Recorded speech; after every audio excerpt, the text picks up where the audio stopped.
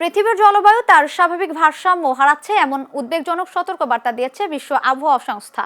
সংস্থাটির মতে বর্তমান সময়ে যে মাত্রার ক্লাইমেট ইমব্যালেন্সড বা জলবায়ুর ভারসাম্যহীনতা দেখা যাচ্ছে তা ইতিহাসের নজিরবিহীন।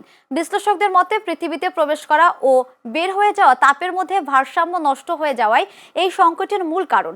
সাধারণত সূর্য থেকে আসা তাপের একটি অংশ মহাশূন্যে ফিরে যাওয়ার কথা থাকলেও এখন সেই প্রক্রিয়ায় ব্যাঘাত ঘটছে, ফলে বেশি তাপ পৃথিবীর ভেতরে আটকে যাচ্ছে, যা এনার্জি ইমব্যালেন্সড নামে পরিচিত।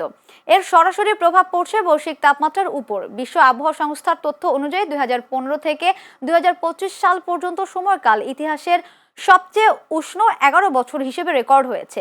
বিজ্ঞানীরা বলছেন অতিরিক্ত তাপের প্রায় 90% শোষণ করছে সমুদ্র, ফলে সমুদ্রের পানি উষ্ণ হয়ে উঠছে, বাড়ছে সমুদ্রপৃষ্ঠের উচ্চতা এবং ঘূর্ণিঝড় ও বন্যার ঝুঁকিও বাড়ছে।